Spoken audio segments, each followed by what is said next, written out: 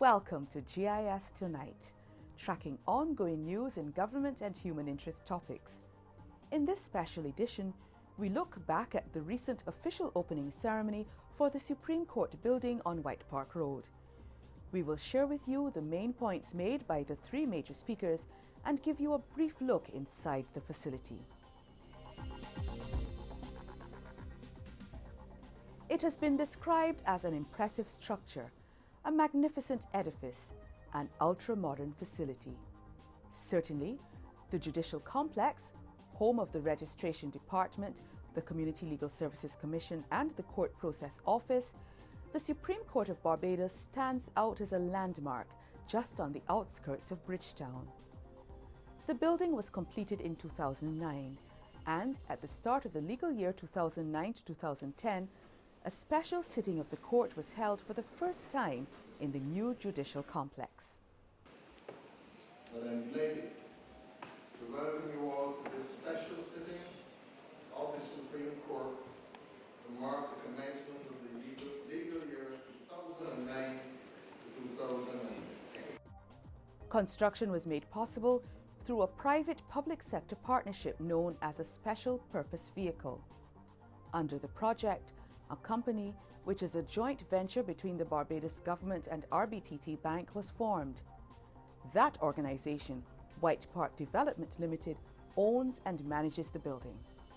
The building has a floor space of 170,000 square feet. It is divided into two main areas with separate entrances, one for the Supreme Court and one for the Registry, each clearly defined with porticos to the west and south.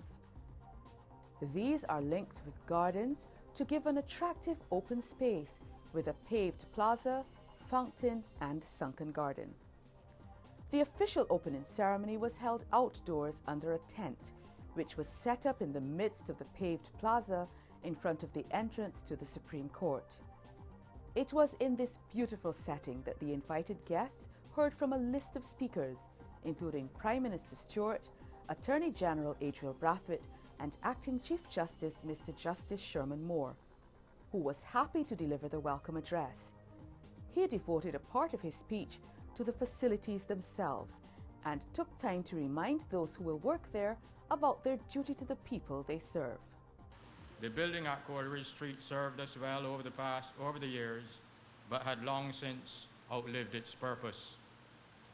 We now have a building befitting the majesty of the law.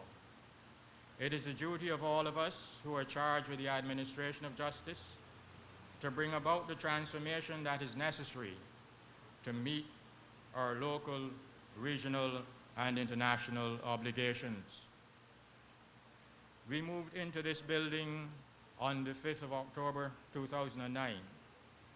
With our move to this building came the enactment of the Civil Procedure Rules 2008, which are intended to transform the delivery of civil justice.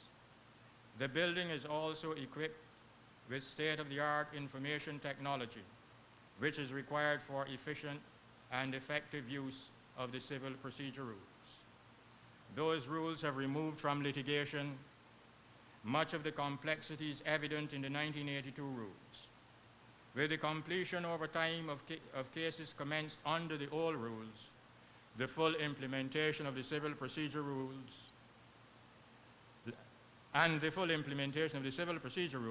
litigation will be shorter, costs will be more predictable, and unrepresented litigants should find the rules more user-friendly. In anticipation of the implementation of the rules, the judges were sent to England on case management attachments to the Royal Courts of Justice. There were also seminars held in Barbados to sensitize bench and bar. More recently, the staff of the Registration Department and the judges have had the benefit of training in the application of the technology by members of the Eastern Caribbean Supreme Court. We owe a debt of gratitude to the Honorable Hugh Rollins, Chief Justice of that court. With a new building incorporating state-of-the-art technology, the storage and retrieval of files and legal documents of all kinds should no longer present a problem. It is therefore incumbent upon the staff of the Registration Department to ensure that misplaced files should rapidly become a thing of the past. We, the judges, also have a public duty to deliver justice in a timely manner. We have heard the complaints of the public, and we are making every effort to address those complaints. In the 21 months that we have been in occupation of this building, we have had many visits from regional judges and judges from the United States of America, Canada, and the United Kingdom. They have all commented most favorably on the high quality of the facilities provided in this impressive edifice. A fine building, however, is no more than a place from which justice is administered. We must not forget that we deal with human beings. We must therefore be punctual and attend to the people's needs with humanity, dignity, and dispatch. The people expect and deserve accessible, speedy, efficient, and effective justice. It is our duty to deliver. We have been given the tools. We must do the job. The new buildings have enabled the introduction of and use of modern technology in the local courtrooms.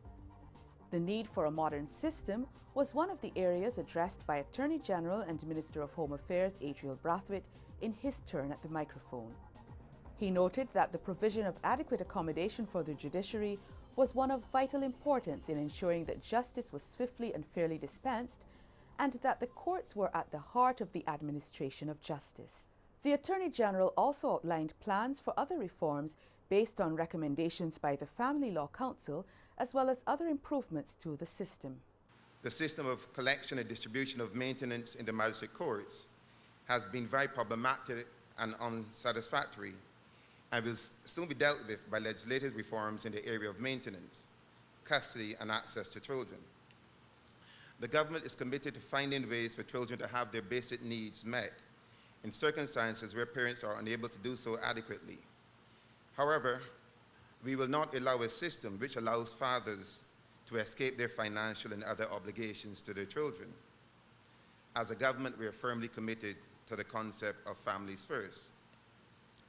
The government is also considering the establishment of a national prosecution service to be staffed by fully trained attorneys at law under the control of the Director of Public Prosecutions for the prosecution of all criminal cases which are currently prosecuted by police officers in the magistrate courts.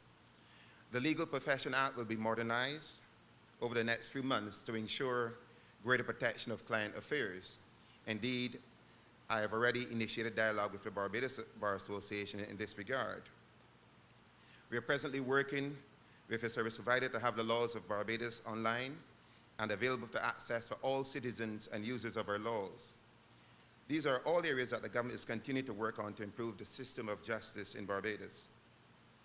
Finally, there are two areas of reform that I'm passionate about and look forward to having addressed with haste. The introduction of videotape interviews of suspects. This should reduce, if not eliminate, accusations of police beatings to obtain confessions. Secondly, it is my desire to remove the ability of complainants in domestic abuse and cases of rape involving minors in particular to withdraw testimony. The complainant should not be able to determine whether these matters are concluded before the courts of Barbados.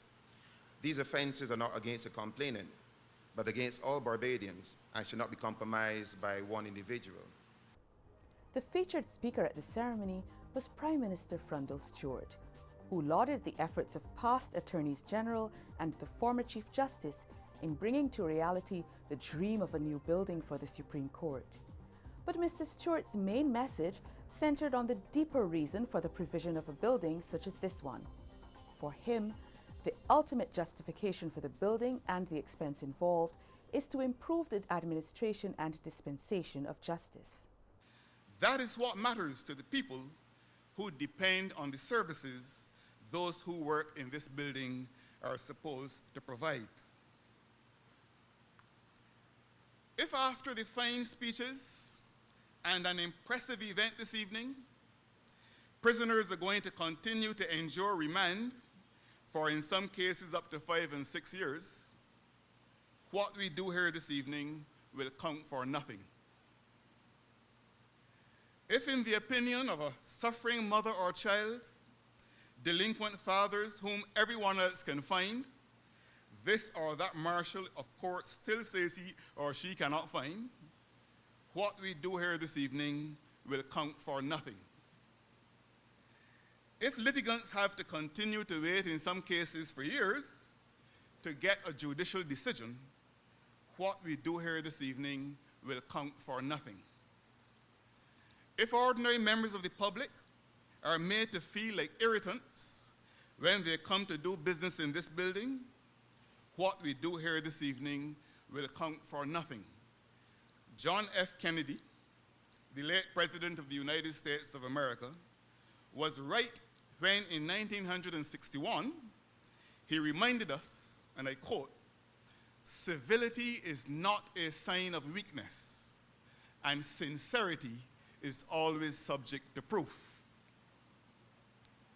What I'm intending to say is that this building must make a difference, not only to those who work here, but also to those who come here. Barbados has done very well up to now in being able to maintain public confidence in our justice system. The famed Barbadian genius has seen to that. But I must remind you that confidence is a plant of slow and timid growth. We cannot take it for granted. And the historian Tacitus was right when he said that genius and its accomplishments are more easily extinguished than revived. Upon the continued existence of public confidence, therefore, depends the continued survival of the rule of law in Barbados. The stakes are too high to accommodate any relaxation of our collective vigilance. Following his address, the Prime Minister, in view of guests that included His Excellency the Governor-General, members of Cabinet and the Houses of Parliament, members of the Diplomatic Corps, High Court judges past and present, along with members of the legal fraternity, and accompanied by the Acting Chief Justice and Attorney General, unveiled a plaque to officially open the building.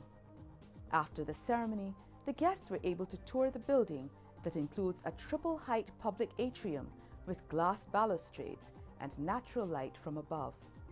Access is gained to all of the courtrooms from this atrium. Included in the building are the Local Court of Appeal, 4 criminal courts, the Community Legal Services Commission, 7 civil courts, the Registrar's Court, Attorneys' Consulting Rooms, Judge's Office, and the Chief Justice's Office. All of those present were impressed with the layout of the new home of the Registration Department and the Supreme Court. Here's where we end this special edition of GIS Tonight, a package in which we showed you highlights of the ceremony recently held to officially open the Supreme Court building on White Park Road. Until next time, good night.